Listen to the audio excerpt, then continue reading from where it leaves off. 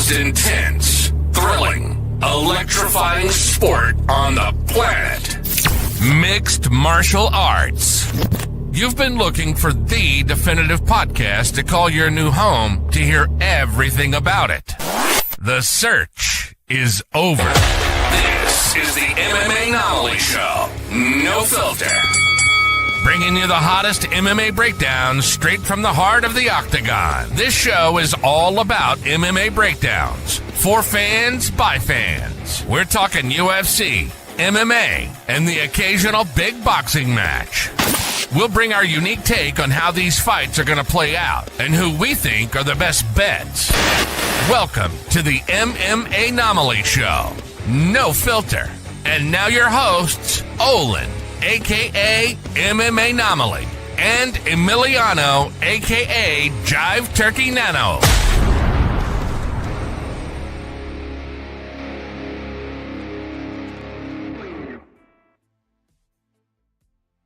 What is up, fight fans? Welcome back to another episode of the MMAnomaly Show, No Filter. I'm your host, Olin, a.k.a. MMAnomaly, and with me, as always, is the co-host with the most, Jive Turkey Nano. How are we doing, my friend? We've made it through the week. It is Friday. We are live. We are Jive, and you look like you're over there flexing and thriving. My guy, how we doing? Gotta say flexing on him. Happy Friday to you as well, my brother. I am doing fan-freaking-tastic, man. Weekend ahead of us. Some violence within 24 hours. And last but certainly not least, we're with the MMAnomaly crew. We got all of you trickling in. We see you. Appreciate you. And let us know how you're feeling about this weekend. Some news, some updates. We got a little tough talk this week. My brother, it's been a good one, man. I can't wait to dive on in. Let's go. It has been a good one, man. Tough Talk was fantastic. And now we are moving into UFC Fight Night, Blanchfield versus Barber, a.k.a. UFC Vegas 107. It is just another UFC card at the Apex. And this one is starting off, I'll be honest, not terribly soft, right? For a watered-down card, Rayanne dos Santos coming in against Aldelean is not the worst thing that could happen, right? It's also not the most exciting fight in the world. Rayanne dos Santos, we've seen in the past, really heavy kind of lay and pray grappling style. Aldelean has decent enough striking, but typically also tries to employ a Brazilian Jiu-Jitsu style. Also a big fan of twerking on her opponents after she wins. She also has an OnlyFans. I've read, I've heard. Can neither confirm nor deny.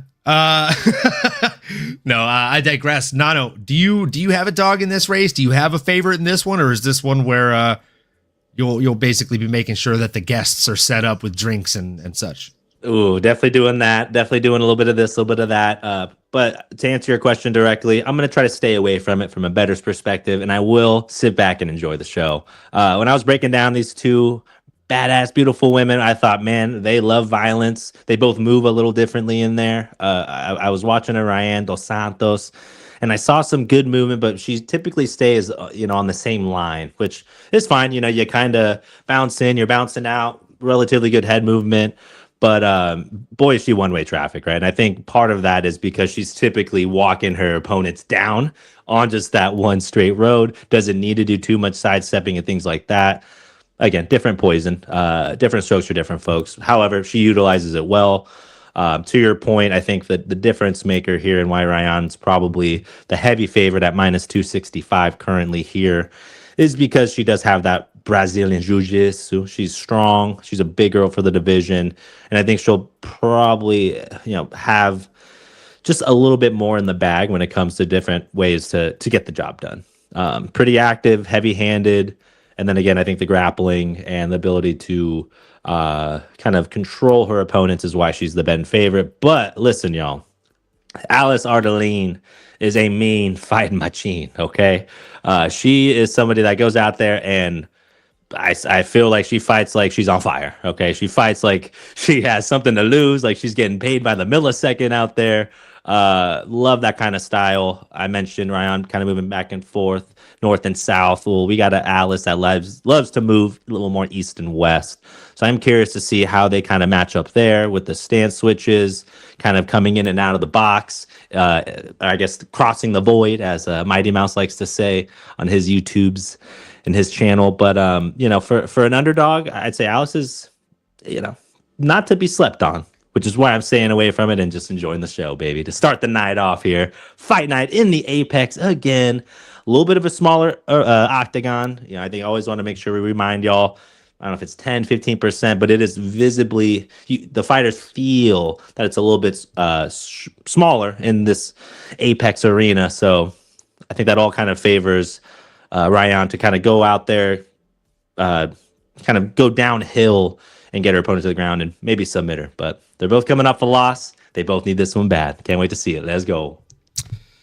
Can anyone in the chat or in the rewatch crew that's leaving comments on the video, can you do us a favor? Can you confirm or deny whether or not the octagon at the UFC X fan event is the smaller octagon or the full-size regulation octagon?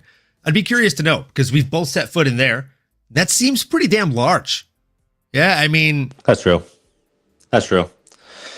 I guess we wouldn't know otherwise. It'd be the only thing. If we're, if that's all we're used to, that's all we know, right? Maybe if we were to go in a little bit smaller, maybe we're like, But to your point, there's still a lot of room. Still a lot of room to operate in there. What I'm saying is if that's the small one, like if that's the one that they use at the Apex, because it is in Vegas after all, the event. That is true.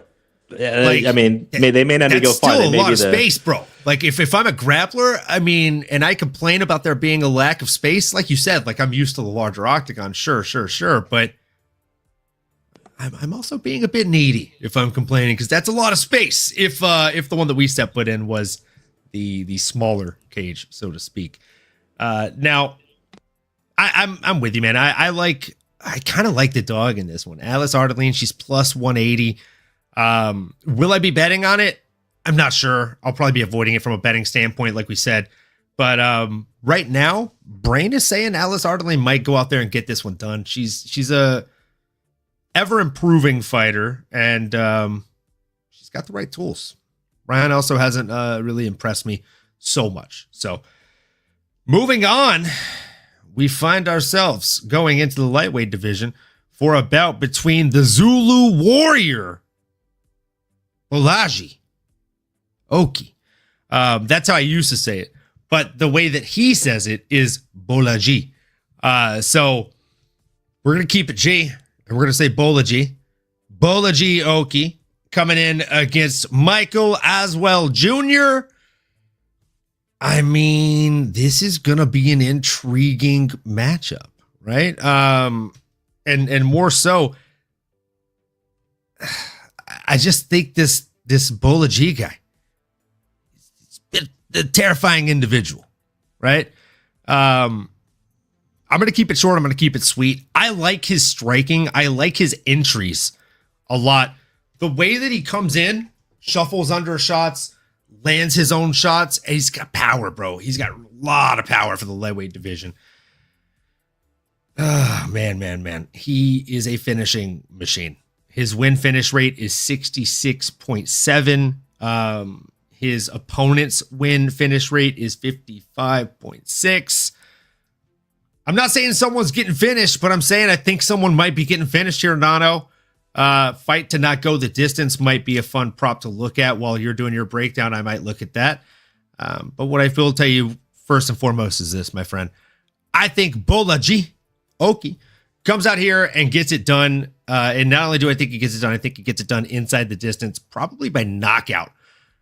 He is coming off a loss. We got to address the elephant in the room, right? It is a loss to Chris Duncan, however. He lost via Gilly. Don't be silly, jump the Gilly.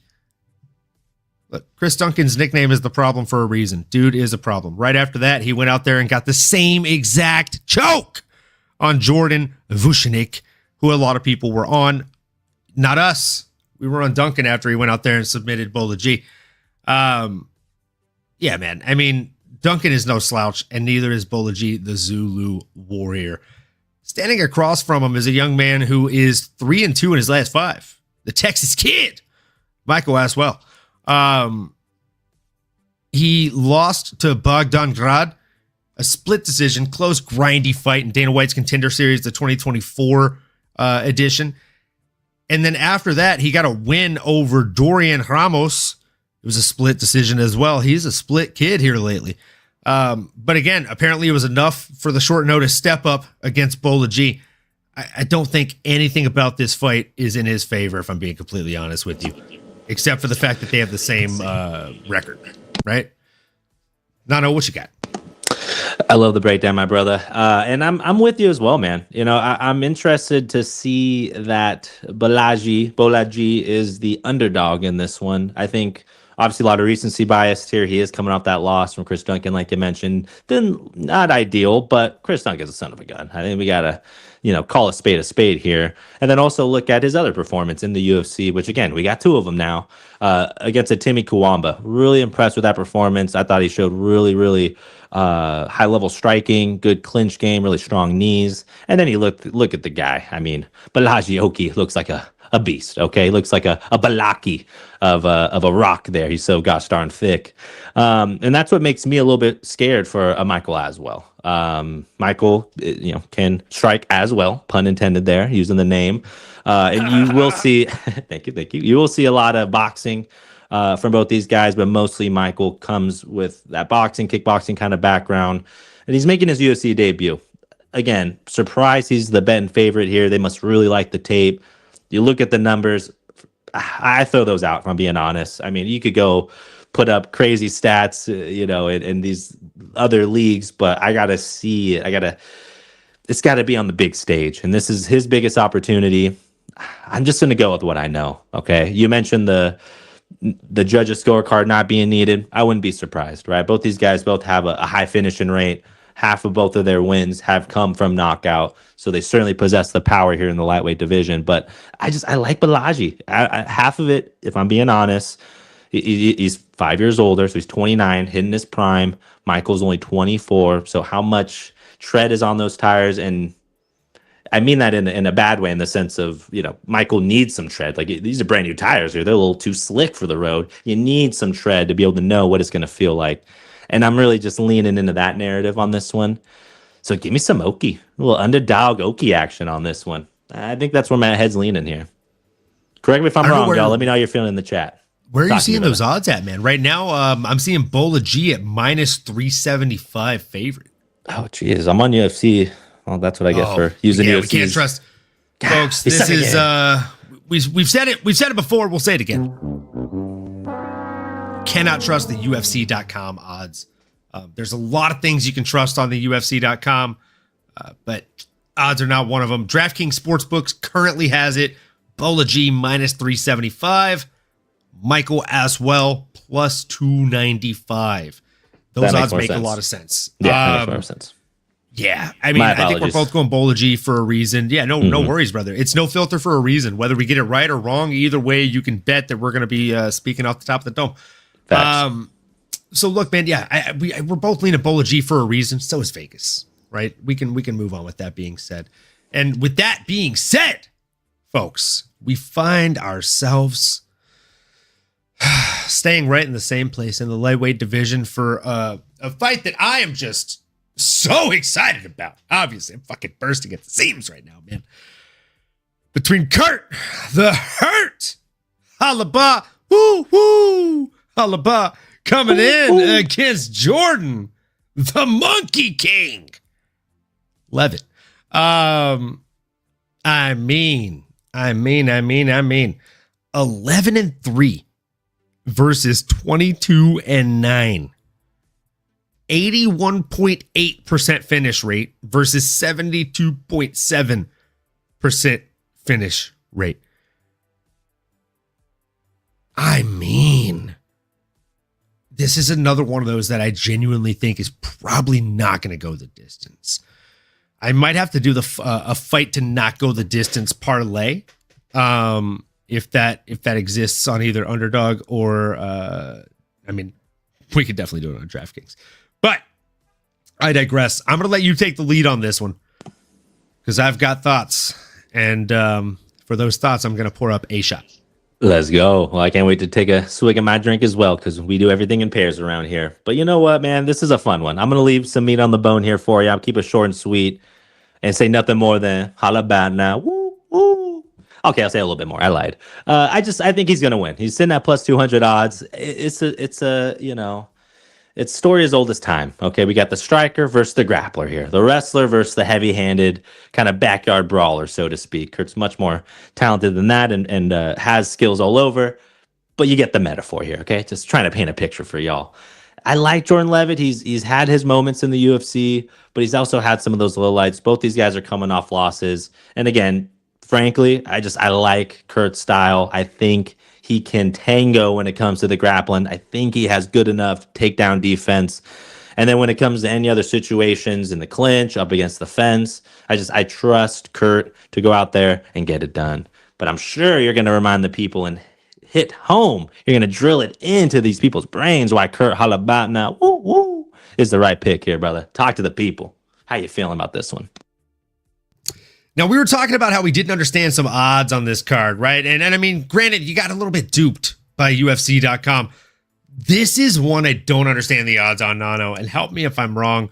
Kurt Holobaugh plus 200 currently on DraftKings.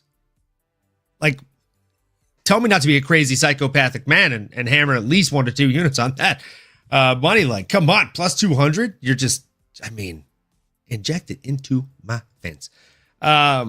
And I mean, they added a new stat. Let's see here. 75. Wow. So real quick, shout out to nextmma.com. Again, that is nextmma.com. If you haven't checked out that website, they are fantastic. The guy behind it, Mr. Nice Guy MMA, he is genuinely one of the nice guys of MMA. And MMA Twitter. He just recently added a new stat that shows you on a sliding graph where the odds started versus where they are today.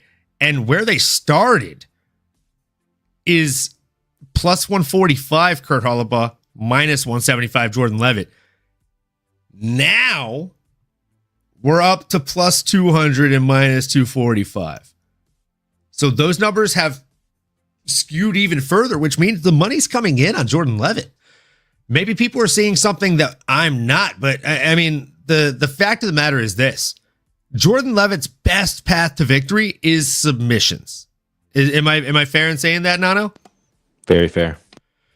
Right, and he has 6 of those. Kurt, for most people that have tuned into his career in recent years, they're like, oh yeah, dude, he's going to knock somebody the fuck out when he's fighting. He's got 10 submissions. He's also got 7 knockouts. 10 submissions, 7 knockouts. 10, 7. That's about 6 more fights. 6 more wins than the Monkey King has in his professional career. So had to carry the one there, you know what I'm saying?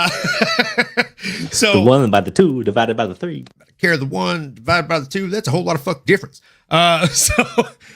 Yeah, man, I gotta say Kurt's gonna get this one done by putting the hurt on the Monkey King. I say that as a Jordan Leavitt fan. I like that guy. You know, if you're talking crap about him twerking as a grown man, like, Leavitt alone. Okay, just you know what I'm saying? Well played. Okay, I got at least one time I show I gotta do something stupid, silly jokes. So yeah. Give me Kurt the Hurt Holobaugh, and in the underdogs competition, don't tell the competition, okay? Unless they're watching, and if they're watching, they're being awful quiet in the live chat here. But yeah, he's probably gonna be my dog of the week. I like it. That's a dog right there. That's a junkyard dog you're picking on. I like it, my brother. Had to do it to him. Speaking of had to do it to him, cheers, folks. This is one of my favorite fights of the entire card. I think it should have been on the main card. I think it probably should have been the co-main event of the evening. But either way, we raise one up to it. If you're drinking, drink with us. If not, that's okay. Just make sure you smash that like button. We appreciate you. Cheers. Salud. To the freaking weekend, baby. About to have us some fun. Let's go. To the freaking weekend, man.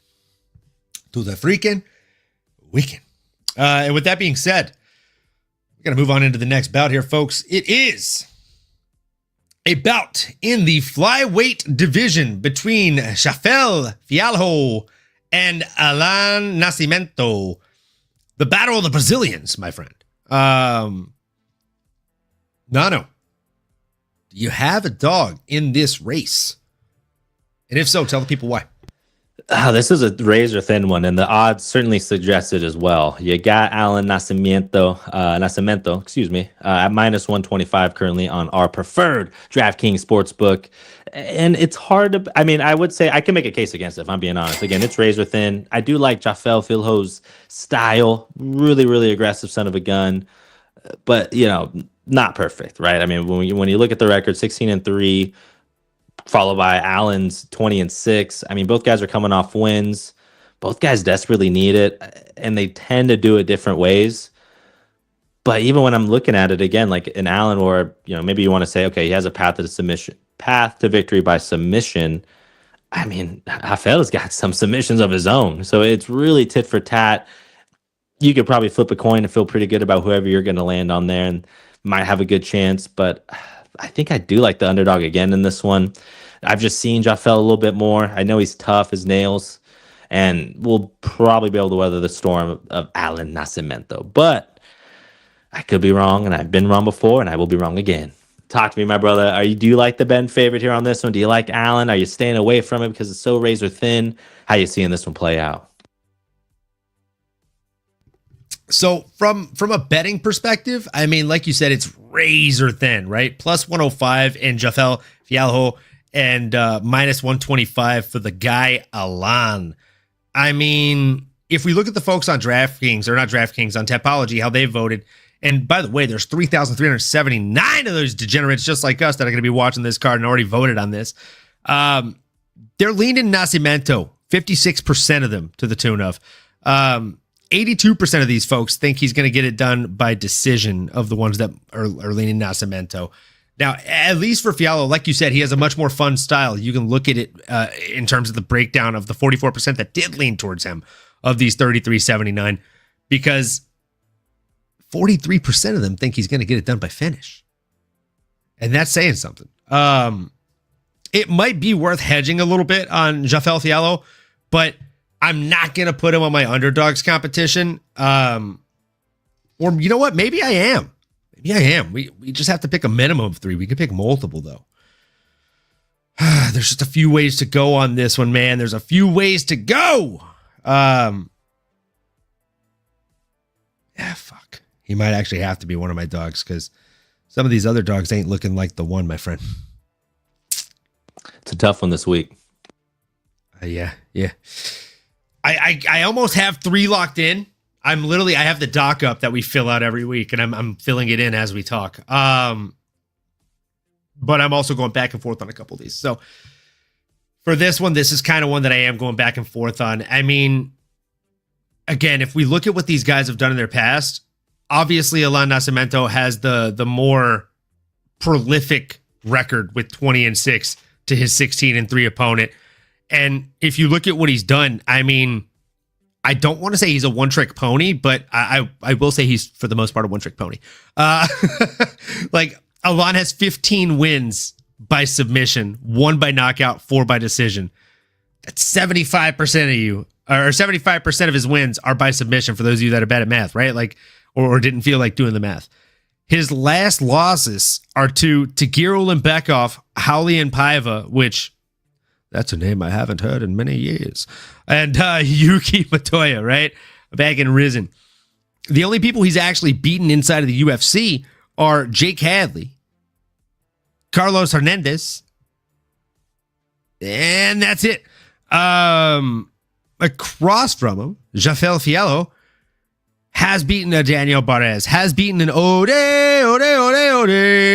by an RNC in the first fucking round.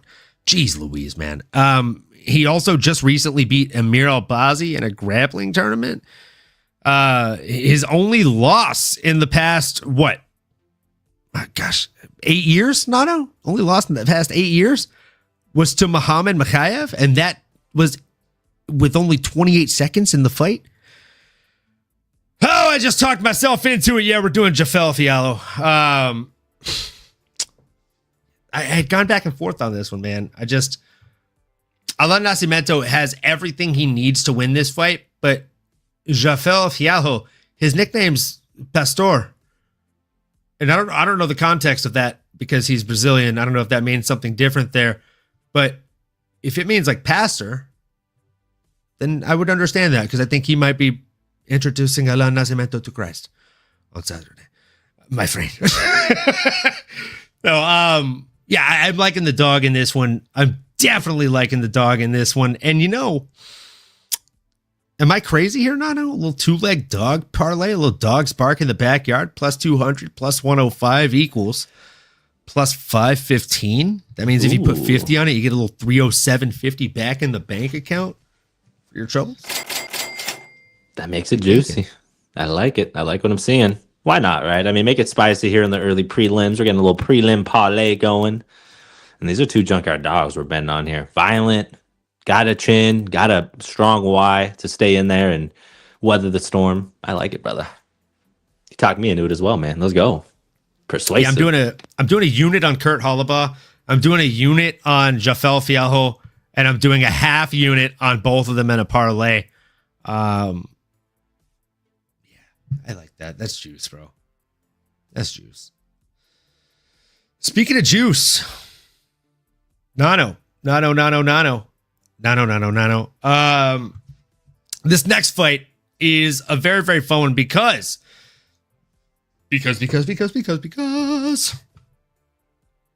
your guy, Zachary Reese, he's finally a favorite, my friend. It's nice to see. If you guys are just tuning in, you guys and gals, you MMA fans, you fantastic folks, if you're just now tuning in, then you're probably just now finding out that my guy, my co-host to my right, has a little bit of a man crush on Zachary Reese. A little bit of a man crush. You know what I'm saying? He's coming in here against a real son of a gun named Dusko Todorovic, though. No. Because this is your guy, I'm going to let you take the lead on this one. I appreciate it, my brother. I've got a suspicion on where you're leaning. There's no secrets here, okay? We all know who I'm rooting for day in and day out. Till I'm blue in the face, I will talk him up and down about my boy Zachary Reese, man. Reese's Pieces over here. He's the guy, okay? I think half of it, just when I look at him, I'm like, feels like someone from my hometown that I'd go grab a beer with. Maybe, slap box a little bit, turn into full-on fighting because this is what boys do. Boys being boys, right? And that's what we see here. And this boy, this young man is slowly maturing here in front of our eyes, right? He's been in the UFC for a while, like MMAnomaly mentioned. If you've stuck with us for some time, I've been talking about him for a while, man. I was really, really high on him when he came off a couple big wins and then just unfortunately wasn't able to string them together. As even his last matchup, man. I mean, I think for me, really need to just get that taste out of your mouth, right? You went up against a tough opponent in Bekoev, but don't let that hinder your confidence. And I think this will be a reminder here as, again, he's 31 years old, right approaching his prime. I think it's another reason why I like him. We're similar in that sense, but I just think he has all the tools, man. I think he has all the tools. Obviously, he's caught some bad breaks. Hey, anyone can get knocked out in this division. That's just the name of the game. But I think stylistically, and I do think his ability to, if I'm being honest, I think he's going to have to find that first round finish on this guy. This guy's a problem. Okay, this Siberian nightmare in Dusko Todorovic is nasty. Like, he's a really big, strong guy, which unfortunately kind of reminds me of Zachary Reese's last opponent. But hey, if you watch that learning tape and you pick it up and you keep it moving forward, I do think that Zachary Reese can find a path to victory here. I actually do think that he can touch up Dusko a little bit. I noticed in Dusko's fights, although he is extremely heavy-handed and moves quite well for a southpaw, he does leave himself exposed quite a bit. And it doesn't take much for someone like a Zachary Reese who's going to be coming in with a 3-inch height advantage, and then we are looking at a 3-inch reach advantage as well. then 4 inches on the legs as well. So thinking about those calf kicks, thinking about kicks up top, feints, Zach's going to be able to use his length to his advantage. And as long as nothing crazy happens, obviously anyone's always one punch away, but I do think Zachary can go out there, be the leading dance partner here, right? Be the lead, be the one that is leading the dance and getting the opponent in a smaller ring. These boys are 6'1", 6'4". It's going to look a little bit smaller for them, I'm sure. So keep your foot on the gas, fight well in that phone booth, touch them up, man. And I'm hoping, I'm biased, y'all, okay? So bear with me, but I do think Zachary is going to bounce back and he's going to continue to make a name for himself as he goes off and beats the Dusko Todorovic. I'm thinking first round finish here. I've been waiting for this. Woo, I'm about to make a name for myself here. Let's go. Now talk to me, my brother. I know I'm bullish, so you're always the voice of reason around here. Are you leaning with me, not just because you're my guy, or do you think Dusko does have a fighting chance as well? Talk to the people. Me, the voice of reason? I appreciate that, my guy, but there's no chance. Brother, I'm with you here. I'm with you. For once, he is a favorite in Vegas odds, and there's a reason for that. Look, first and foremost, very eloquent breakdown. I always appreciate your thought and moxie going into this. Look, brother, as you said, he's going to use his reach to his advantage. He does have a little bit of reach here that he can use to his advantage, right? 77 inches to 74, so decent little 3 inches there. And it's not even about the inches you have, it's about how you use it. And he knows how to use it, does Zachary Reese. He's very long and lanky with his striking. Even when he throws an uppercut, he throws it at the edge of that uppercut, right? Whereas Dusko Todorovic, he is, and I think you said this 2 fights ago about a fighter. I think you said it about Rayanne dos Santos. He's very, very linear, right? He just moves forward and backwards, forward and backwards. And even if he moves left and right, it's like you can see how stiff I am. It's like he's the same way. And he also, like, when he does throw, he doesn't do this, right? You see how there's 2 points of contact every strike, right? Like one hand is constantly blocking the head. He's here.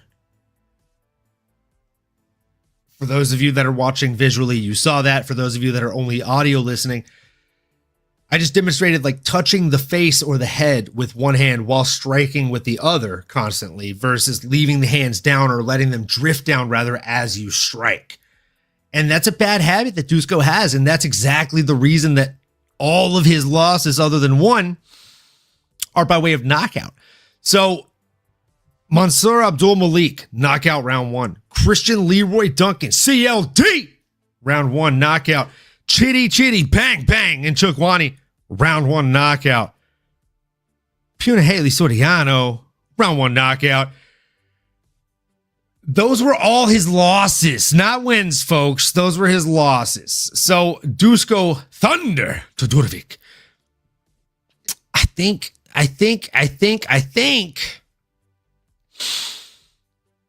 if he's thunder, then Zach Reese must be lightning, bro, because one man is sound and the other one's the one that's actually doing damage. It's going to be Zach Reese. Reese's pieces all day. I think he gets it done. I think he gets it done inside the distance.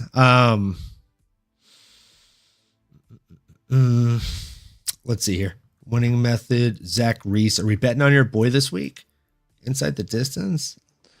Let's see. Minus 205 is not bad odds. Yeah, maybe within the distance. I wouldn't mind that. Zach Reese by knockout is minus 120. Oh, that means it might happen, y'all. I'm telling you. That's not bad. That is not bad. We might do a unit on that. I reckon. Yeah, we might have to do a unit on that. Because why the hell not? That's why. We're not locking that one in just yet. Because maybe those odds swing more in our favor. Folks, if you're listening, maybe go bet on Todorovic. She's got a shot. Yeah, give that guy a chance. Go swing those odds for us. Well, head-to-roni. We're only kidding. We're only kidding, folks. Now we must move on into the next fight, which is a women's bantamweight bout. between Ketlen Vieira and Macy Chiasson. I mean, goodness gracious, what a fun name to say. Macy Chiasson. Very France, you know what I'm saying? She is from Louisiana, New Orleans, as we know, so makes sense. That tracks. Now, in the women's divisions in general, we don't really see a ton of prolific finishers. Macy Chiasson is one of the rare few that is super long and strong and able to get that stuff done, right? 72-inch reach over 68 inches to Ketlen Vieira. She knows how to use it. We just talked about this with Zachary Reese, right, Nano? Like, being able to keep somebody on the edge of your jabs and then pepper them up with that cross, it's nasty work, bro. It's nasty work when they don't see it coming. And when they do see it coming, but it's from so far away that even when they move their head back, like whether they do it right or wrong, they're going to get slapped. And the worst thing is, Macy is able to mix in kickboxing. It's not just pure boxing, right? She has kicks. She could throw those low kicks in with it too. And she likes to finish her combos with those low kicks very often. We've seen it in previous fights. I think she probably goes out there and gets the win. The only thing that worries me is I don't know that she'll be able to finish Ketlen Vieira, because we've seen in previous fights, right? I see you shaking your finger as if you know I'm right here. Ketlen Vieira, she's game, dude. She's super tough, even in loss. Like, looking at who she's lost against, Kayla Harrison couldn't finish her. Raquel Pennington couldn't finish her. She got a split over her. Yana Santos couldn't finish her. The last time she did get finished was against Irene Aldana. Shout out Secret Pizza. I met that chick there. And Irene got it done in the first round, 4 minutes and 51 seconds in. Left hook Larry. I believe it was a walking check left hook. This chick's tough, bro. It's been a long time since she's been finished like that. So what happens when Macy can't really hurt her in that way and Ketlen keeps marching forward?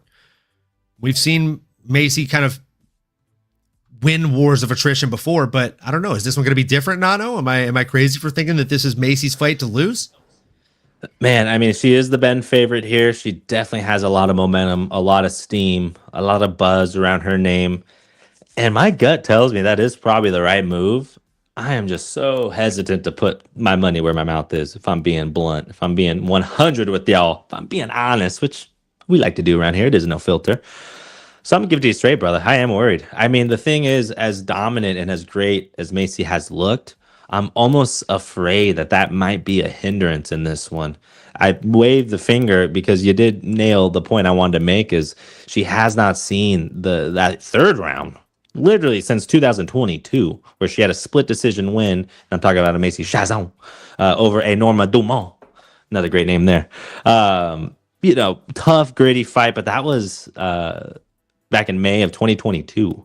I believe Macy was probably, I shouldn't assume, but I don't even know if she's gone past 15 minutes. The only reason why I say that is Ketlen Vieira's average fight time is over 15 minutes. I don't even know how you average over 15 minutes.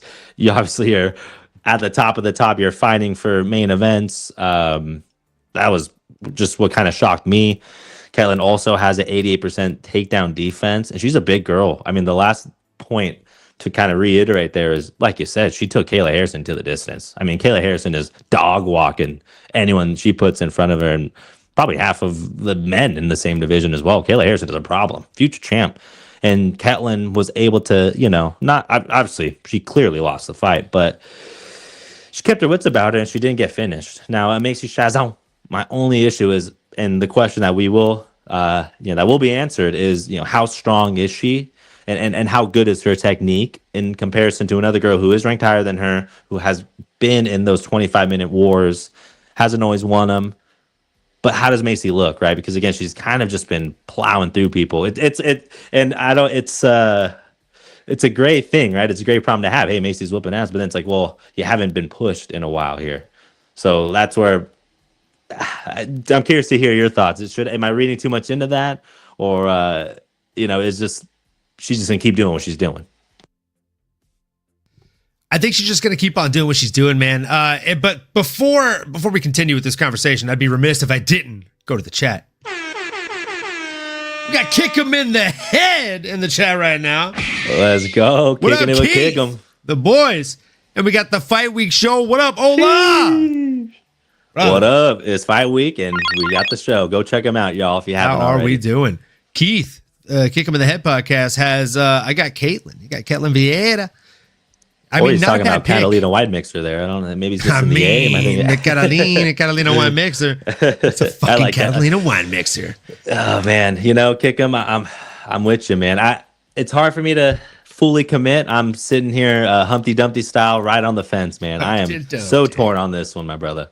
But I like that you're sticking to the guns. You like Ketlen. Tell us why. What do you see? What are you seeing over there? You see some kicks to the because he head? has to pick 3 underdogs, and because that's not one of them. He's trying to fuck with me and make me pick Caitlin for a dogs competition. I'm on to you, Keith. He's playing chess out here. Or maybe he is. Or maybe he is. I don't know, dude. I don't know. He's I can't trust the guy's picks. Is what I'm saying. Got you thinking. You might have already got infiltrated. I mean, maybe on one of the other fights, but you think he's going to get me to bet against the chick from Louisiana? Brother, come on. You don't know. Yeah, Herb. You heard me? Come on, brother. You already know what it is. Dude, that's... You heard me? It's like the like you hear that in your sleep in Louisiana, bro. I like Macy, though. stoked. No, I think Macy should. I only pose that question because we're going to find out, right? We're going to find out. Ketlen definitely, like I was mentioning, I think I see why someone like a Kickham is kicking it with the Ketlen. Maybe it's just the K's there. I don't know, but this is going to be a fun one, y'all. Make sure you tune in. All I'm going to say is this. Last 3 wins for Ketlen Vieira are Misha Tate, Holly Holm, and Penny Kinzad. All of those are decisions. Macy Chiasson's last 3 wins are Norma Dumont, Penny Kinzad, and Mayra Bueno Silva. 2 out of 3 of those were finishes. So... Yeah, Vene too. Another knockout in there. And Just come for on, like shits and gigs. 3 out of 3 of those, they're all against young, up and coming opposition. Ketlen's was against. I mean, I'm not trying to be that guy. 9 out of 10 times I'm like, hey, age is just a number, bro. We're gonna go with the older veteran. They're wily. Let's give him a shot. But I mean, she beat some aging competition. Let's call a spade here, man. I mean, I'm pretty sure Holly Holmes is 42, maybe 40 when they fought. If it was a couple years ago, like there's a reason the not a last spring company chicken. she signed to never even got a promotion out the door. I mean, Exactly. come on. Don't be That's crazy. what it is. It is what it is. No, I'm saying. Oh man. Since we got some of the boys in the chat, Ola, I know you're drinking that fucking rum. Send me a picture or the name of that rum again, so I can try that. I'm gonna go pick a bottle of that up this weekend. Cheers to you. Cheers to us. Cheers to all the fuss and the muss. Cheers to making it through another week, and cheers to hopefully you having an even better week than us. Cheers, folks. Salud.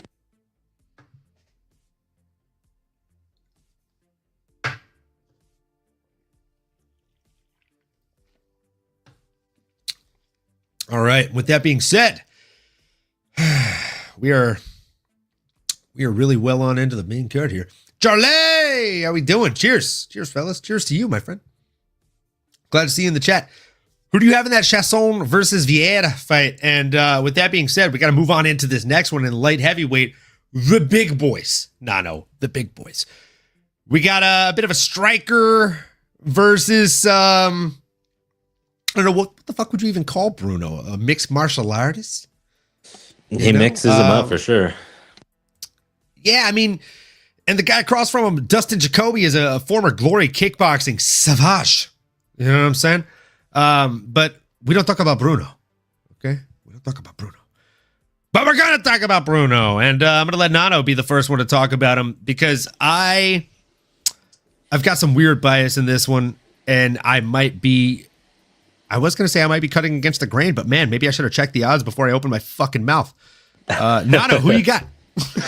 No, man. I mean, listen, this is an interesting one for sure. I think the style definitely kind of caught my attention. I don't want to say I guess caught me off guard a little bit. I didn't expect the Bruno Lopes, maybe because, again, we don't talk about Bruno. All jokes aside, I do know, and we have talked ad nauseum about a Dustin Jacoby and the type of dog he is. I don't care how old. I don't care if he's been favorite or underdog. I mean, he's someone that's always a live bet. Somebody that you can definitely feel safe putting some money, maybe sprinkle a little some, maybe a uni, maybe two, maybe half. All good, don't matter. Whatever you can play with, as long as you're doing it responsibly, y'all. Make sure you keep that in mind. But when I actually look at the X's and O's here, I mean, Bruno is a big son of a gun. He just, in my opinion, doesn't pose as many threats. I know he has a great record, but he only has one fight in the UFC. I just have more weight for someone like, especially like a Dustin Jacoby, where he has fought the who's of the who's and has beat some of the top guys in the division and is still out there competing, still has those sharp skills. I'm going to say only 37 because I feel like we've been talking about him for a long time, right? He's an OG. Let's just call it what it is. But he's that OG, man, that you don't want to mess with. Still got a lot of skills. He's healthy. And I think when you don't really face like a true kickboxer, or I should say someone that is at Dustin's, black belt level of skills, it just really like puts you in mud, makes you really hesitant, makes you gun shy. And then after a while, you're not going to want to start shooting. You're not going to want to get in the clinch because you're getting knees to the freaking solar flex and your liver, let alone your face. So I just think Dustin poses too many threats here. And y'all know I usually don't like the old dog, but there's something about this grizzled alpha, bear, predator, whatever you want to call him, man, that just really tickles my fancy. Give me some Dustin Jacoby here. And if you agree with me, put some thumbs up, put some W's, put some D's up. Throw some D's in that chat. Let us know if you're around with Dustin Jacoby as well, because I like it. And shout out Charlotte in the Fight Week show. Let's go. I like it a lot. Yeah, man. I like that too. I think Jacoby gets it done. I think the body kicks and just the body work that he does in general is going to add up very, very early on in this fight. I will be honest with you. I do like Bruno a lot. There's a reason I put him in the thumbnail. Love the cowboy hat. Love the personality. Like, he just seems like a fun guy. Like, win, lose, or draw, he's still a dude that I would probably love to have a beer with after a fight card. But fuck, so is Dustin Jacoby, bro. And like, I would be able to understand what he's saying. So like, that'd be an easier choice. We also both love like Muay Thai and kickboxing. So Dustin, hit me up, bro. Would love to have you on. No, all jokes aside, I just think he stylistically matches up really, really well in this matchup. And as we know, right now, when we talk about this, I feel like, gosh, at least once or twice a week, styles make fights. So give me the Hanyak instead of Bruno. I know that Bruno Lopes is 4-1 in his last 5, and Jacoby is 2-3 in his last 5. And I know a lot of people looking at you, chat. No, I'm just kidding. I'm looking at everybody that's an MMA fan, myself included. A lot of people in this sport, it's about what have you done for me lately, not what have you done for me. And people tend to forget what this man has done. Kennedy and Chakawu knocked him out in the first round. Vitor Petrino knocked him out in the third round. Dawon Jun knocked him out in the first round. His only losses are to people like Dominic Reyes, Khalil Roundtree, Azamat Murzakanov, and Alonzo Atomic Menafield. There's a reason they call him Atomic. By the way, that was a fucking decision because Atomic couldn't knock him out, even though he was nailing him. Dude's a beast, man. And a lot of people forget he's been in the UFC since 2020. Right? Like, made his debut against Justin Ledet and then Maxim Grisham. Like, that's a name you haven't heard in a long time, huh? Has a unanimous decision win over slick up-and-comer. I would still call him an up-and-comer, even though he's been in here for a minute. Mikhail Oleksiejczuk. Like, dude is a wily veteran. And Bruno, I like Bruno. Very well-rounded, right? Like 43% of his wins by knockout, 36% by submission, 21% by decision. Dude's a stud. But he also got knocked out by Brinjison Hibiero just 2 years ago. his biggest win in the UFC is over Magomed Gadishalov. And that's somebody that not a lot of you people know, right? So it's tough. He lost to Brinderson Ribeiro in the Contender Series and then had to prove himself in LFA and then get a win over the Contender Series alum Michael Soziniani. That's a fun name to say. But yeah, man. I gotta go with Dustin here. I just think Bruno he's a good fighter, but he's not a great fighter yet, right? He still has to prove himself. He still has a lot to learn, and this is a great time for him to learn it. I think this is going to be a great learning experience for him, and there's a firm reason as to why Justin Jacoby is a minus 192 favorite here. He's almost a 2-1 favorite. So with that being said, folks, we will go ahead and keep it moving on here into the welterweight division for a bout between Billy Ray Goff, which, I mean, he only had two paths in life. He was either going to be a fighter or a musician with the name Billy Ray Goff. Coming in against Ramiz Brahimaj. I mean, this fight is one where I'll be completely honest with you. I don't really have a dog in the race, but if I did, the dog's name would be Goff. Okay. I like this dude. I think he's slick anywhere this fight goes. I think he probably has a slight advantage.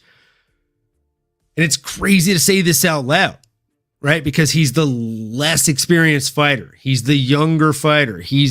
Everything in there is kind of like, hey, he's also coming off a loss. I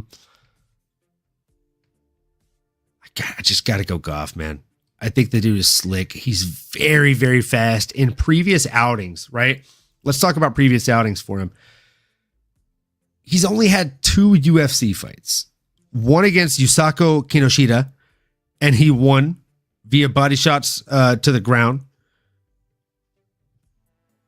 Body shots to grounded punches. And that was 3 minutes and 49 seconds in round number 1. And then his next fight, he lost a unanimous decision to Trey Waters. Now, Trey Waters is definitely not one to be slept on. He's 9-1. The truth, Trey, the epitome of well-rounded. 33% wins by TKO, 33% wins by submission, 33% wins by decision. Dude is a beast. Right before beating Billy Ray Goff, he had beaten Josh Quinlan. And then before then, he had won in round 2 via knockout over Jalen Fuller in LFA to get this shot in the UFC. Now back to Billy Ray Goff. The dude is a stud. Before he made it to the UFC, he was on a hell of a run when it comes to finishes. Szymon Smotrysky, round 1 knockout. Justin Sumter, round 2 knockout. Gary Barreto Jr., round 1 knockout. Marty Navis, round 1 knockout. Sean Lally, womp womp. It was a decision. And right before then, though, this one I had to mention, honorable mention here, Nano, just in case you didn't know, just in case you didn't go this far down that rabbit hole, right? Hobson Gracie Jr. Standing TKO, elbows, round 2. What a name. Dude beat a Gracie. So, I mean, that's nowadays, like, does that mean he beat, like, fucking Hickson? No. Does that mean he beat a Hoist? No. Does that even mean he beat like a Haja? No. But either way, he has a Gracie on the resume. He's worked his way up, and the dude is a problem. I truly believe that. Give me Billy Ray Goff. Am I going to bet on this fight at all? Fuck no, dude. Minus 395, and I don't think the other guy's going to win? No. Avoiding this one like a landmine, brother. But give me the favorite here, Billy Ray Goff. I think he goes out there and probably gets it done via finish. Yeah, I think this is going to be a fun one. This is definitely going to be a fun one. I see why it's so elevated, highly elevated on this card. Excuse me. The matchmakers always know what they're doing. There's no flukes that happen here. It's not by happenstance. Billy Ray Goff, obviously the name, fire, but the fighting skills also fire. Dude has some heavy hands, and he's got a freaking granite chin on him. So unless Ramiz goes out there and sings him a lullaby in terms of a submission win, which Ramiz certainly has done in the past, and that is definitely, probably literally maybe his only path to victory. I don't see him out slugging a Billy Ray Goff, someone that just goes out there and pounds the pavement. And again, looking at the odds, I mean, I'd be hard pressed to bet against it. I would say, unless you're just an absolute sicko and you do like your jiu-jitsu, I mean, he's game, right? Ramiz is always game for a sub. I mean, that can happen. It is in the realm of possibility. But if he's not submitting him, then it's going to be a rough 15 minutes. Or if he gets out of that first round. Billy Ray Goff has been known to go out there and put a whooping early and often. And to your point, just a lot of the things about Billy Ray, I mean, the name is hilarious, but on YouTube, just like watching little videos of him, he's doing interviews, he's buying big old swords, and just seems like a really cool, funny guy. Not that helps validate his fighting career, but I think it's just hard for me to bet against him, if I'm being honest. Like what I've seen. And Ramiz, again, is always game for a submission, but I don't know if it's like a Ryan Hall, Ilya type scenario here. Not to go too extreme, but it's like, I'm not going to put all my eggs in that one. He knocked out a Gracie, bro. That is true. That is true. You're right about that. I know that. And so, again, I'm always going to lean the striker. Unless I feel, and maybe if Vegas lean the other way, I may reconsider, but give me the boxer. Give me the guy with the sweet hands. Float like a butterfly, sting like a bee, baby. You know me. Let's go. Let's go, baby. Speaking of let's go, you know what rhymes with let's go? Gamrot, which moves us into the next fight, folks. It is a bout between Mateusz Gamrot and Ludovic Klein. We're back in the lightweight division. No, we're back in the lightweight division. I feel like, dude, I wonder if ChatGPT is strong enough, is smart enough to go back and comb our episodes and find out which division we've done more shots on. Ooh, that's a great one. I almost would assume it's lightweight. I mean, yeah, it's one of the deepest. It's constantly filled with awesome matchups. I feel like that division does have a lot of upsets too, if I'm being honest. But yeah, no, it's been tough. We gotta call a spade, y'all. You're right about it, brother. Keith has Goffy. Golfy. Okay. So do I. Team Golf. Team Golf. You know what I'm saying? Get the 9-iron because we're going golfing. Let's go. We're going golfing. Jafel. You know what I'm saying? Like 3 fights ago. Jafel. Okay. Yeah, I'm with you. Close. Nothing. All right. Hey, you can't land them all. You can't land. Oh. Sheesh.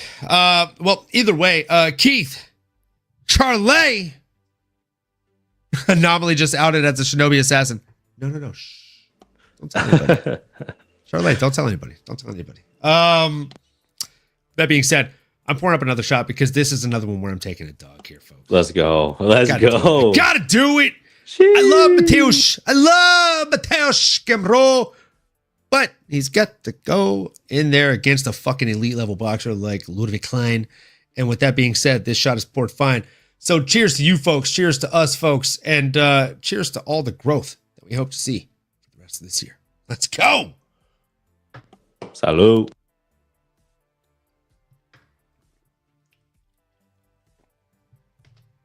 Now, Nano, classic wrestler versus boxer here, yeah? And I know you just said, I'm going to remind the chat. He just said, I usually lean the striker here. So let's see if he sticks with that. Nano, Ludovic Klein, Mateusz Gamrot. Who you leaning? This is a tough one, isn't it? It is. I gotta be a man of my word. That to you. That was mean. I know. I'm also not sorry. A man of my word. But Mateusz Gamrot is a problem when it comes to the wrestling, and it's just one of those things where my big kind of one-liner on this match to keep it short and sweet is, Mr. Highlight Ludovic Klein.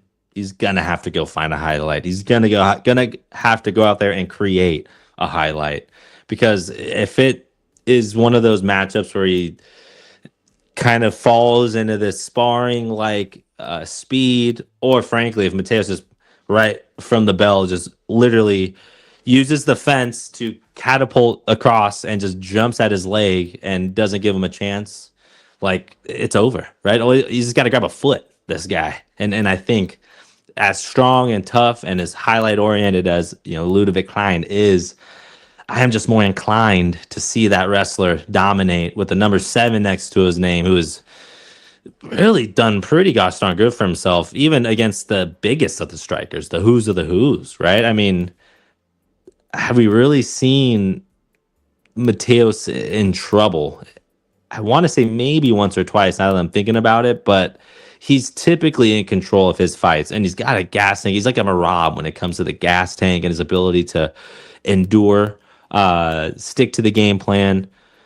I mean, look no further than his last matchup where and he's beat some big people. I mean, Rafael Fiziev, who honestly kind of reminds me of a Ludovic Klein stylistically, beat a RDA, who Rafael dos Anjos, a little bit older now. I'm not going to necessarily give him a lot of credit there.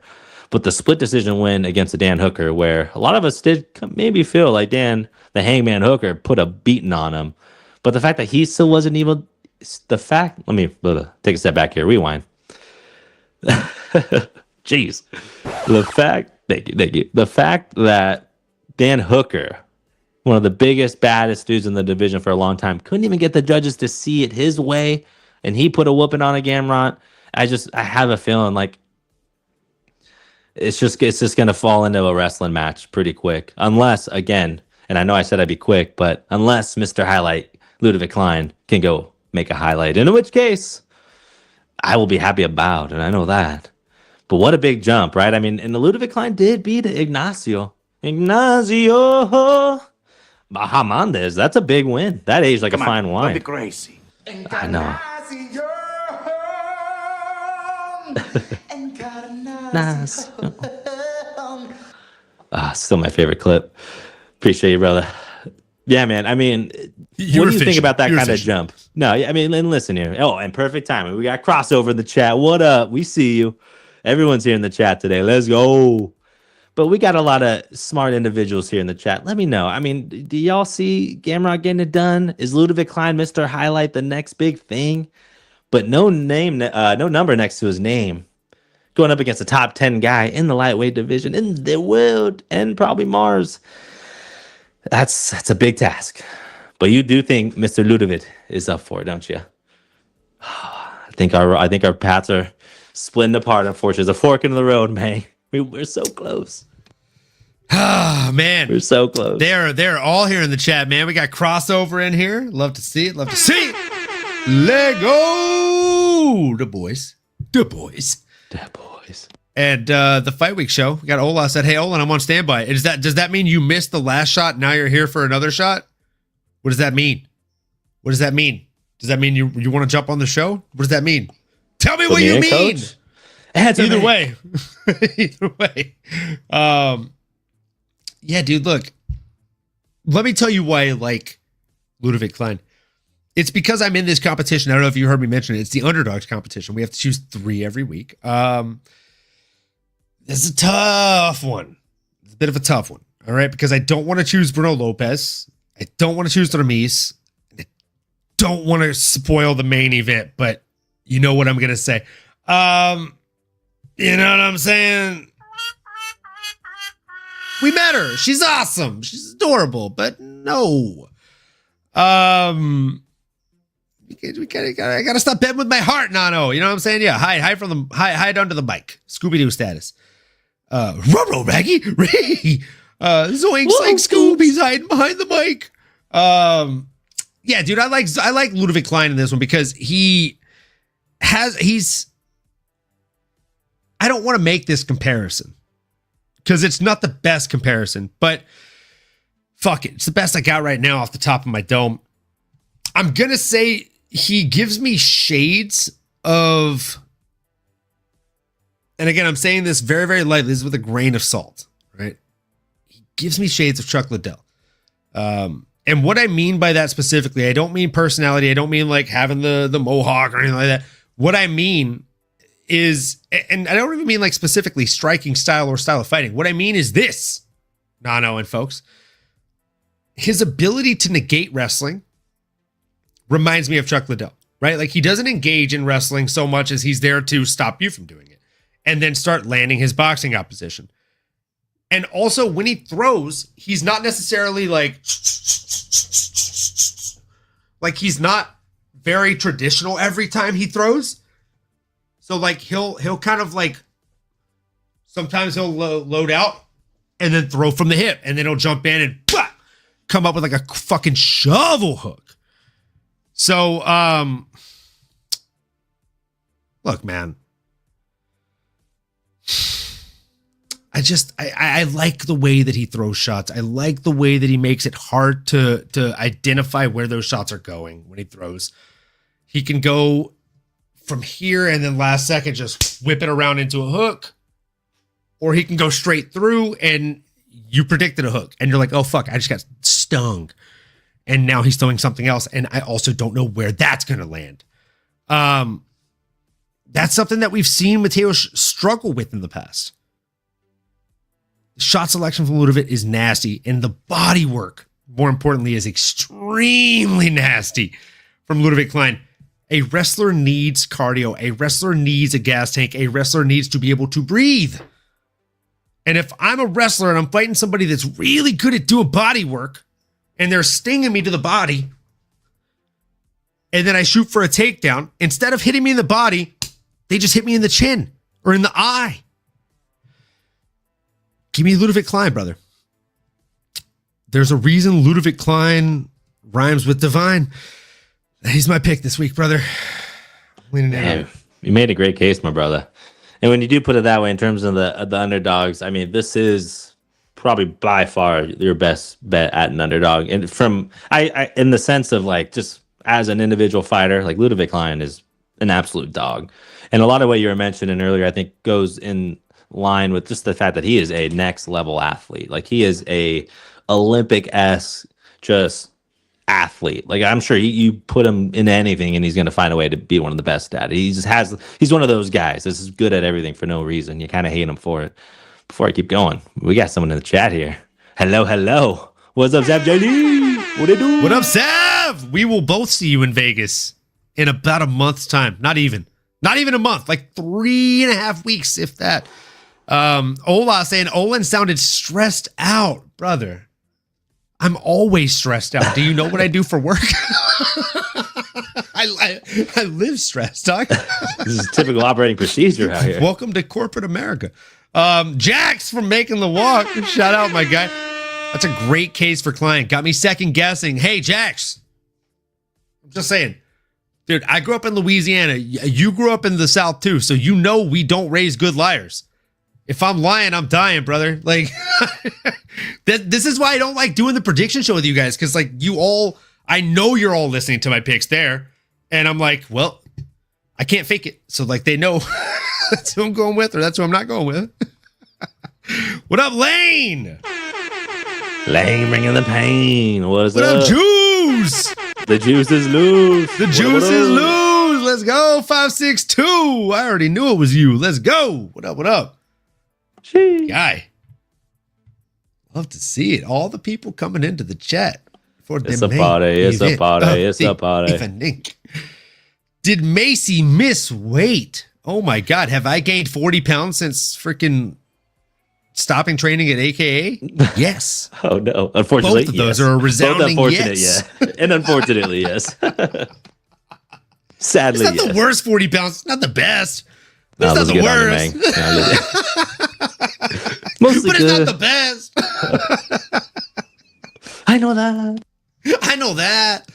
Oh, Lane got Leavitt Klein. Oh, wait. Let go. Love that, Lane. Me too. Basement Jax. Don't start second guessing yourself. That's how you got the name Basement Jax. No! Hola. Brother. Coming in here with all that hate. Yes, she did, Juice. 3 people missed weight and 1 cancellation. This card is pure dog shit. Dang. Y'all locked Jordan in the basement. I couldn't get in there. I tried. Bro, Jordan stopped trying. That motherfucker just, he actually, once you let him into the basement, Jax, he's like, hey, it's actually pretty nice in here. I don't have to talk to anybody. I don't have to make fight picks. I could just live here in the basement. And that's the story of Jordan. And that's that. That's that, as they say. The rest is history. Now, with that being said, folks, I mean, I could say it, but I'm just going to let the man, the myth, the legend say it instead. It's time for the main event of the evening, folks. That's right. It is the people in which this fight card was built around. Aaron Blanchfield coming in against Macy, the future Barber. In the case of this fight night, it possibly should be Macy. The future will have to wait just a minute. Barber. Because, Aaron Blanchfield probably going to derail that train a little bit more. It's tough, man. It's tough. The Fight Week show said, talk about polishing a turd. Card is shite. Oh, well said. Wow. Sheesh. Those are words. And they're strong ones, and they're pretty good. I knew that Bring some Ola was a hate. savage, but I did not know that Ola was a poet. That was nice work right there. Oh, man. Yeah, I mean, you could put makeup on a pig and, call her pretty, I guess. But it is what it is. Beggars can't be choosers, right? We got what we got. But great observation, my man. I mean, you can put makeup on a pig, but it's still a pig. You know what I'm saying? Oink, oink, baby. It is what it is. It is what it is. Man. Nano, I'm going to let you take the lead on this one. Who is the dog in the race, and why is it Aaron Blanchfield? I mean, today really was the nail in the coffin, was it not? I mean, Juice Man, the juice is loose. Look no further than what he mentioned. She did miss weight. It was by a pound. But I think even Sav Jelly or someone mentioned it earlier as well. It's like she just really didn't look that good. Like everything about it, and to miss by a full pound, it's just Sav it's a really bad posted look. on her story about how bad she looked. So shout out there for the breaking news. She's like the Adam Schefter over here. Sav Jelly Rappaport over here for duty. But yeah, I would just look at it this way. That definitely concerns me because the reality of the situation is both these girls are tough. Both these girls are on a collision course to a title contender bout on the horizon. So this means everything. And I think even something as small as that pound and really just maybe reading into it, maybe more than the next person, but you typically have to assume something happened. Maybe there's an injury, maybe there's a sickness. Either way, sometimes that extra pound does help. I just don't think in this case it did. In fact, I mean, the 1 pound, you got to go through the full weight cut. You went to 99% of it. The 1% is the crucial part. But again, no extra benefits for Macy Barber there. Though I do love her style. She's a tough son of a gun. She's got a lot of knockouts for this division, which you just don't really see a lot of. But I just feel, and really the Aaron Blanchfield Thug Rose fight, watching her fight Rose Namajunas, who's just really, in my opinion, a masterclass, one of the greatest women to ever lace them up. She just stayed patient. She was technically sound, I should say, and just didn't make any mistakes. And that's what it boils down to. You're not gonna, go out there and wow everyone. She's not, doesn't have a lot of moxie, as I like to say, that being Aaron Blanchfield. But man, can she throw him down? And I do think she has the tools, and she. As I drop my phone and everything, I do feel like Aaron has the ability to play chess with a Macy Barber. Like they're going to be playing games. They're going to be moving around a lot. Macy's going to try to make it muddy, but I feel like Aaron has an answer for anywhere it goes. And if it does end up in a phone booth, Aaron's tough as nails, man. I think she's going to find a way to get it done. But we've been wrong before. Crazier things have happened. 4 versus 5. This is about as close as it gets. I actually want to pull up the odds real quick. I'm curious, and we should hit up your boy. Shout out. I'm blanking on who you mentioned earlier, but I wonder how much the line has shifted on a Macy Barber. Shout out Next MMA and Mr. Nice Guy MMA. The line has shifted all but not. Right. It started off as minus 238 Blanchfield, plus 195 Barber. It's currently plus 200 and minus 245. So it's moved Not a lot. 5 and 7.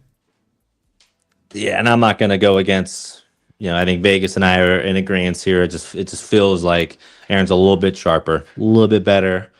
And that's the name of the game. It's a game of inches, right? And you got to split hairs, but I just think she's a little bit sharper everywhere it goes. And then that weight cut, honestly, is just hard for me to get past that, if I'm being honest. Yeah. Are you feeling the same way? Yeah, man. I mean, am I betting on this one? It's minus 218 to plus 180 currently on DraftKings Sportsbooks. So, I mean, technically, I guess his algorithm is maybe a day behind, which looks correct, right? So in that vein, minus 238 to plus 295. Now it's plus 180 to minus 218. It has actually shifted a little bit more now that I'm looking at it a little bit better, right? Like, okay. But I still don't think those odds make sense. Like, more people are pouring in on the right person. So I'm not going to bet on it. If anything, we got here late. And speaking of getting here late, I did ask, Hola, shot poured? Yes, sir. Let's get it. Big ol'. So cheers. May all of our picks hit as long as I end up at the top of the bracket. Cheers. Salute. We'll drink to that. We'll cheers to that. And cheers to the chat, man. We appreciate y'all. We love y'all. Wouldn't be here without you. Not to get too sentimental over here, but you know Facts. that. Now, let me throw something crazy at you. Ooh, okay. Line opened for Blanchfield at minus 238.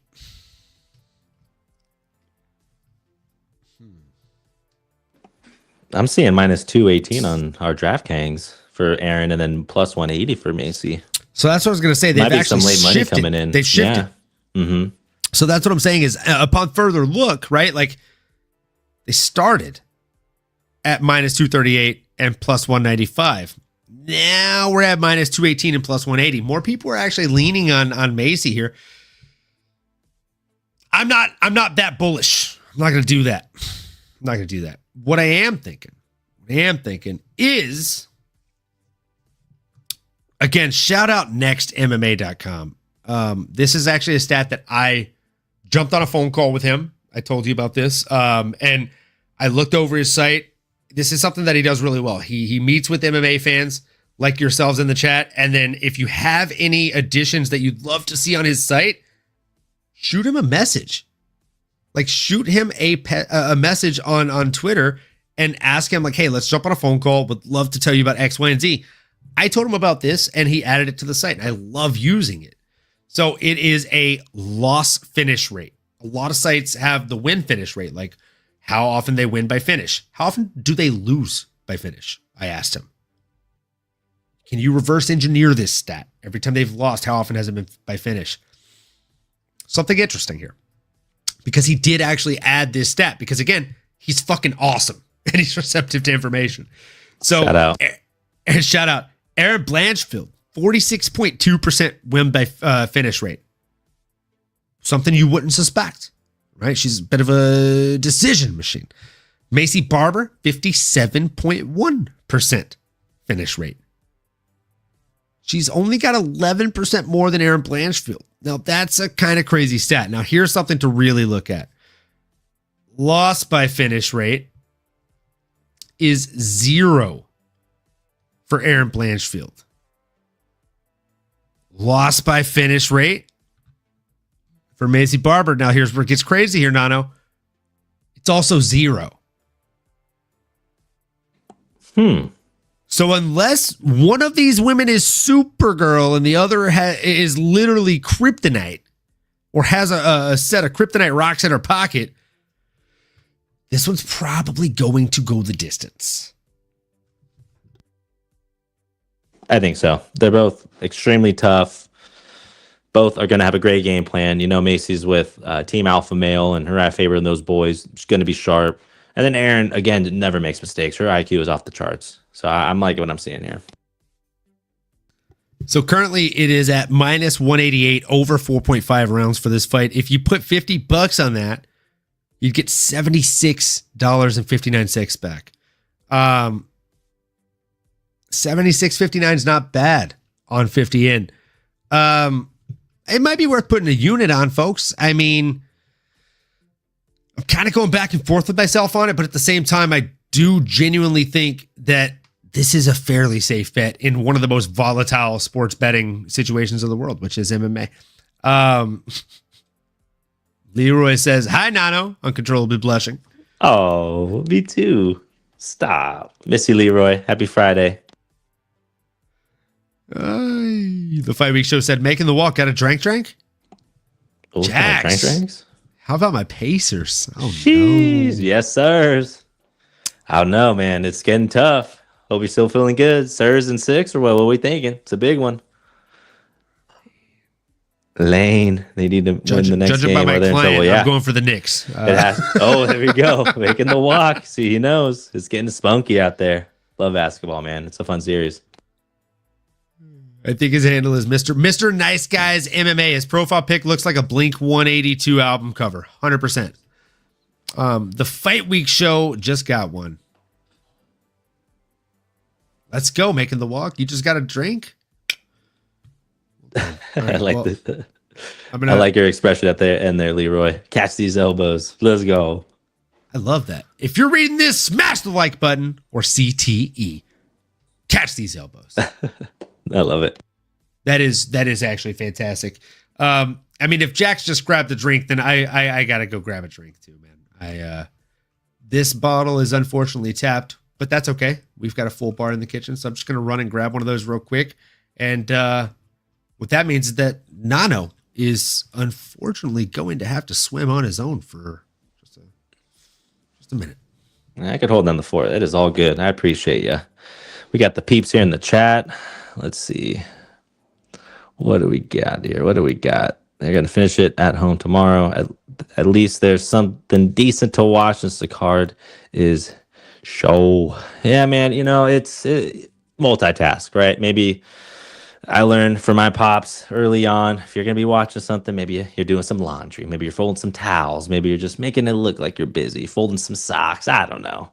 Multitasking at its finest this weekend for sure. And then we got, that's an original. You're welcome. We appreciate you, Leroy, as always. Lane, we see you out there. Lane bringing the pain and some smiles and some laughs. The wife and I only tune in to get laughs in your eyes anyways. Oh, Leroy, you know what, man? All this sweet talking, you're going to get a cavity with all that sweet talking over there, man. I appreciate you. And the wife. I hope all is well. We're going to have to, my wife's getting ready for a little date night tonight, so maybe we'll have to coordinate a little some. I appreciate you, buddy. Let's see what else we got here. Nana, if you had to pick a guaranteed underdog to win, who will it be? The Fight Week Show coming in hot. I actually really like this question. Don't do that. He's trying to steal your picks, bro. I do like this. Okay. Oh, shoot. I was getting in trouble. You came in the nick of time here, my brother. No, record scratch on that fucking shit. Get that fucking shit out. Not up in here. I'm looking now. All right, Jax, you got a drink poured?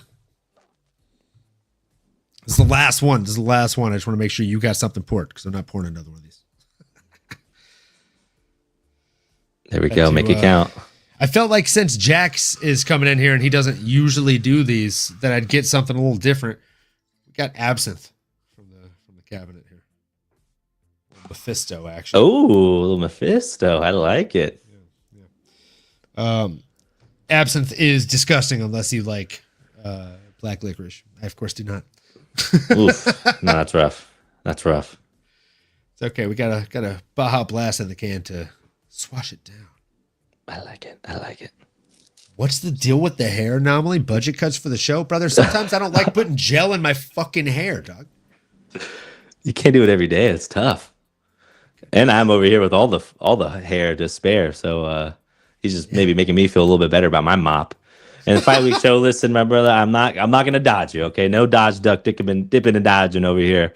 I do like my guy Kurt Holobaugh at +2 hundo. That's easy money. I ain't going front. Youngin, woo, woo. Woo, woo. If you don't like that, I do like Ketlen low key at +114. I ain't gonna lie. But cover your ears, MMAnomaly. But those are the two I would consider. Had to yank the headphones out, brother. Earmuffs. Appreciate the questions, y'all. I like you, Lane. I like your picks here. I got Holobaugh and Filho. Yeah, same. I'm with that. I'm with that, as the kids say. There it is. Speaking of the kids, and as they say, Jax hit the yes sir. So let's go.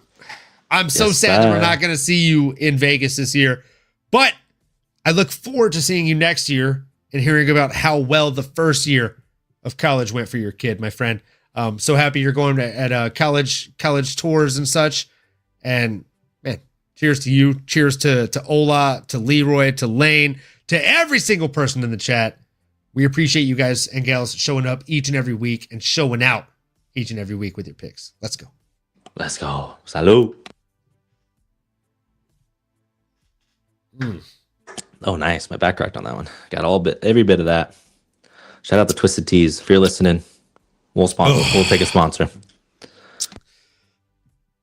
Oh, absinthe. Ooh, baby. Yeah, how was that? It looks like you had a tussle with Mephisto over there, Cap. I haven't seen even this. Absinthe. You know. I can do whiskey like water, bro. That was fucking tough. Oh, I don't even know if I've ever had it straight like that. Yeah, that is legendary. Oh, I just actually read it's 130 proof. Okay. That's fantastic. That's fantastic. So it's rubbing alcohol, is what you're saying. That's Mephisto for you right there. I'm feeling some contact buzz. With wormwood panties? Pontia. Tell me that doesn't look like with wormwood panties. It definitely does with that like kind of cursive-y with wormwood panties. Come on, bro. Well, I don't know what those are, but I'm intrigued. Either way, they're in my mouth. Or they were. And I was struggling. That's tough. That is tough. Oh. Yeah, Lane. Well said, Lane. Gosh. You got to let this guy know, man. There's no filter, but this guy's just no boundaries as well. This guy's no limits. Yeah, Lane. I'm wholeheartedly aware. You're supposed to do the sugar cube. I have the dilator, like the little thing that you put on top. But Jax never does shots with us. So like he was doing a shot with us, and I wanted to like step it up. Do you see the color change in my face right now? I'm colorblind, and I notice it. you probably feel it. I think all the blood is leaving your body, going up to your head. Good God. I'm now realizing that I actually do, like Mary always jokes and says I have like a super soldier like immunity to whiskey. She's not wrong. You add something else to the mix and it's like, oh boy, what's this? Also, this Mephisto shit is notoriously the beginning of a great many fucked up nights. And this is what happens when I get left home alone. She's at a graduation. What the fuck is Mephisto? That's a Marvel villain. Yeah. It's also an MMAnomaly Show villain. You're finding out today. Made in 1873. It is an old style absinthe. And it's the real stuff. Ever since US started allowing legally for you to add wormwood or wormwood extract to the liquor. So, yeah. There's fire involved in making absinthe drink, bro. It's a very cultured drink.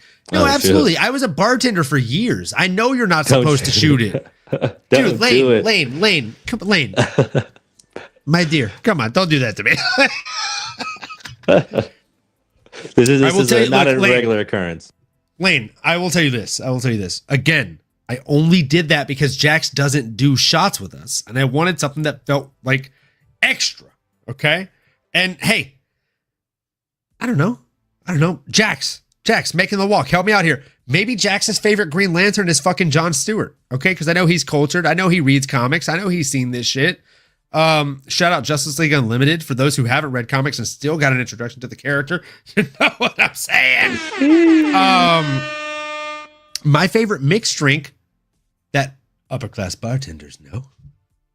You know what I'm saying? With Mephisto or absinthe in general would be the Green Lantern, which Lane, if you're trying to lecture me, you already know. The Green Lantern, I'm just going to tell you the main two ingredients. It is absinthe and Midori melon liqueur. it has a bright green glowing effect. It is just fucking gorgeous. And it is in my, like, as someone who hates absinthe, or I don't hate absinthe. Absinthe, it does the job. It does a great job at what it's meant to do. I just hate licorice, like black licorice. And so I don't love the flavor of it, right? Hold on. Jon Stewart is my favorite Green Lantern, soon to be played by Aaron Pierre. Sheesh. Nailed it. No joke. When you talk, I feel like, and I hope that you take this as a compliment, because that's the only thing that I could ever mean it as. When you speak on your podcast, when you speak on your episodes and in your shorts and your videos, you have the same demeanor as Jon Stewart in Justice League Unlimited and Justice League. Like, I genuinely, I feel like it is, it's very Phil Lamar-like, right? And again, if you watch those series, I know you know who Phil Lamar is. Nano, just in case you didn't, I'm sure you watched Mad TV, right? Oh yeah. Right? You remember the UPS guy skits? Yeah. Right? Yeah. The like sporadic guy. That guy voiced Jon Stewart, one of the most serious Green Lanterns of all time. He also voiced Samurai Jack. He also voiced half of your childhood. Yeah, fair. He's incredible. And yeah, his Jon Stewart was so good. Amazing. He said, I do, and that's a hell of a compliment I will gladly take. Bro, seriously, like, I mean it wholeheartedly. Dude's one of the voices of my childhood. Phil Lamar's so good. He's so good. John Green is my favorite Green. I mean, fair. I like Tom Green. He was the Chad. That might be before Nano's time. Might be a little bit. Charlie's Angels won? Oh, no. Okay. No, I know that. There we go. That's a banger. How was the Chad? The Chad. The Chad was great. I forgot about that, actually. That's a good callback. The Chad. I think last work trip I went on, that movie came on TNT. And I was like, it was like fucking like 10:47 p.m. And I'm like there, not able to sleep. And I'm just watching Charlie's Angels 1. It was that scene. And I'm like, man, Tom Green was fucking killing it in life. Oh, dude. Tom Green's the man. Dating Drew Barrymore. And he's like, yeah, I guess I'll get a part in your movie. Yeah, dude. He peaked, man. What a guy. Hilarious. Shout out Freddie Got Fingered. There we go. Making the walk. I got you. Daddy, would you like some sausage? Daddy, would you like some sausages? Dude, that movie was so fantastic. It's so good. Epic. It's so good. Oh, speaking of epic, folks. No, before we call it a wrap, because I mean, we went through the fights in like an hour and 5 minutes at this point. And usually these shows are 2 hours. We don't want to fuck up and just give these kids like a jipping of a show. No. Have you heard about the new collaboration with Walmart and the UFC? Oh, I don't think I have. Lay it on me, my brother. Yeah, so they have these new really cool action figures. And they're collectibles. They're going to do a series.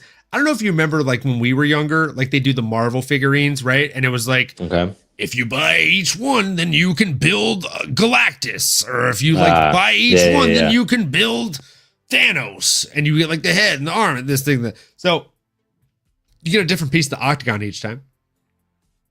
And if you buy each one, you can build the octagon. And there's different ones. They come with a sticker of their shorts and their name and a collectible figurine. And they come in this dope little keychain boxing bag. Come on, brother. How cool is that? Oh, that's sick. That's so sick. You know Damn. So basically, you you unscrew it and you find out what you got. So I went when they first came out. Shout out Sav Jelly. Sav Jelly, are you still in the chat? Because if you are, let us know. I saw that they were sold out. Because Sav Jelly told me the first week they came out, she sent me a picture and like literally the ones that she bought were the only ones that got bought. For me, when I went to 3 Walmart locations. They were all sold out. Oh, they had a blank space for them. You know what I'm saying? So I randomly discovered today, or rather this week, 2 days ago, that they did have them back in stock at one specific location. And so that's insane. And so I had to buy 3 of them, Nano. Yeah, do what you got to do when lightning strikes. And I got to tell you, there's a very low number of fighters that, if I'm being honest, I'd rather not ever get and pay money for. Oh no. So I bought 3 of them. I'm just going to tell you the first one that I opened. Uh-oh. Okay. So we're just going to go ahead and just pretend this is a live opening. Here we go. You got it? All right. And oh no. I recognize. Oh, there it is. Oh, you're doing nothing. You're doing nothing. Hey, who the fuck is that guy? I can make you rich. There he is. There he is. Comes with a little mini Conor McGregor holographic card. I'm looking at him now. That's pretty sweet. That's pretty sweet. That's actually pretty cool. Right? Got the octagon, got the sticker. Oh, dang. And then got the shorts sticker. Oh, I love those. That's sweet. So it says his name on there, Conor McGregor. Right? So let me just show you who I opened second. I'm going to do these in order of how I actually opened them of the 3 that I got, because you guys love this. Yep, that's the one. So there's 14, right? And there's 2 specials, it looks like. 2 golds. It looks like, yeah. So here we go. This was number 2. Right. Drum roll, please. No. Da. I'm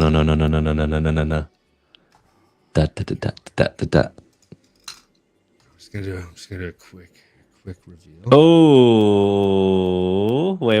Oh, wait. Oh, no, wait, is that? Oh, no. Oh, no. Can you see the chest? That's the right. Yeah, I was like, oh, no. Now I see it. Oh, no. Oh, no. You went 2 for 2. John Jones, your 2 favorite fighters. Brother, that was literally my first 2 openings of this shit. Oh, my gosh. I mean, cool fighters. You can't make this up. Oh my god! There's literally 14 of them you could have got. So I showed Miss Mary. And literally, I kid you not. I was like, there was 14 options I could have gotten. These were the 2 I got. And she's like, but the resale value on these 2 are probably going to be better than the other ones. I'm like, fuck off. Touche. Not what I'm thinking about. Last but not least. Here we go. Last but not least. Okay. I mean, was there one you were hoping for? I mean, not necessarily. I mean, for me, it was literally any but the last 2. Yeah. And then I got those other 2 first, and I'm like, well, that sucks. Anybody else, as long as it's not a repeat, I'm happy. And hey, maybe not today, maybe not this week, maybe not this month, but I will be UFC champion one day. That's sweet, man. I love that he has one of those too. Oh, that's cool. I love that. The man. Brahimaj pieces. Oh shit! And they each come with. So then they all, kind of come together. Okay. Come with a little octagon piece. Oh, sick! There. Yeah, that's pretty sweet. And then you connect them all. Let's go. I'm not gonna lie. It's a good collab, man. I feel like it's the first positive thing to come from the TKO partnership. You know what I'm saying? Because, like, other than that, the only thing I've ever heard of coming from that partnership is increased prices on tickets.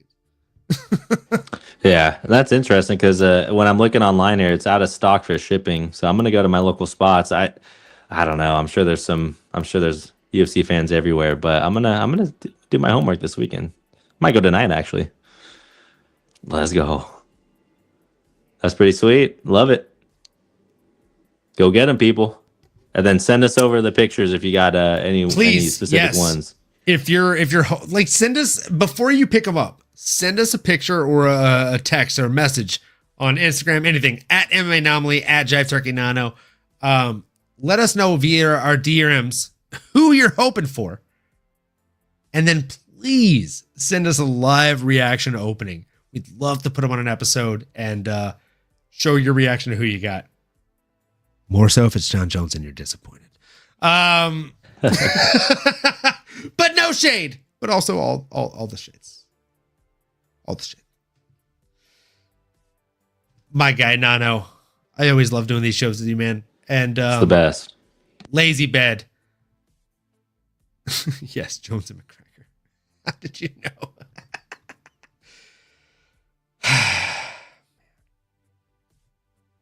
Making the walk said, I've been out of the loop, but did Macy Barber's new implants cause her to miss weight? Wait, Macy Barber got implants? Did you know this, Nono?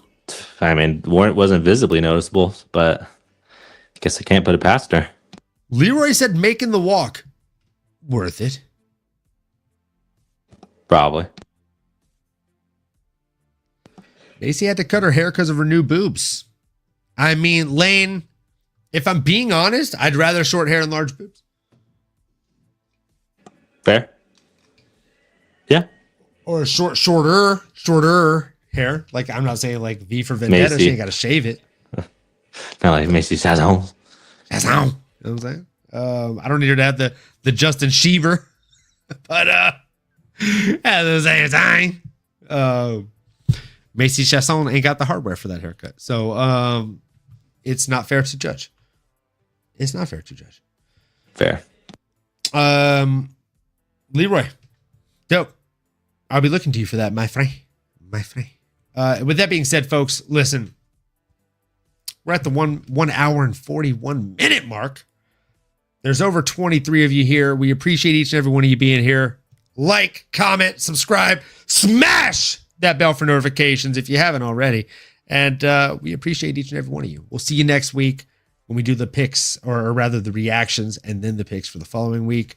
We have a hell of a fight card coming up when it comes to the upcoming weeks here, folks. I mean, it's a bit of a watered down one this week, but man, 316 promises to deliver. Sean O'Malley versus Merab Dvalishvili. Let me rephrase myself. Chiasson coming in against Merab, the machine, Dvalishvili. Okay. Juliana Bam coming in against Kayla, the All-Star, the All-American Harrison, brother. And we got Kelvin, the gas tank Gastelum, coming in against B. Joe Pfeiffer. For the top three alone, I mean, come on! All day. Leroy saying Merab inside the distance. That's a ballsy bet. I love to see it. Can't wait to do a shot with you in about 10 to 15 minutes, as he said, and talk about it. Okay. Peace, boys. Hey, peace, Lane. We appreciate you being here. Leroy spitting with the rhymes. You know what I'm saying? Bars. Call that dude Tom 2.0, except he doesn't rhyme about children. Let's go, folks.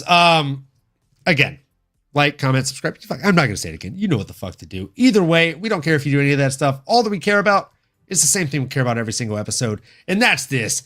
We care that you keep on going and that you keep on growing, folks. Cheers to you. We'll see you next time. You've been listening to the MMAnomaly Show. No filter. As you may have been able to tell, we dig the MMA, and our passion is to dive deep into the upcoming fights, give you our expert breakdowns, and help you make sense of all the chaos that is the fight game. We hope you've enjoyed the show. If you did, make sure to like, rate, and review. We'll be back soon. But in the meantime, make sure to find us on YouTube, Twitter, Instagram, and Twitch at MMAnomaly.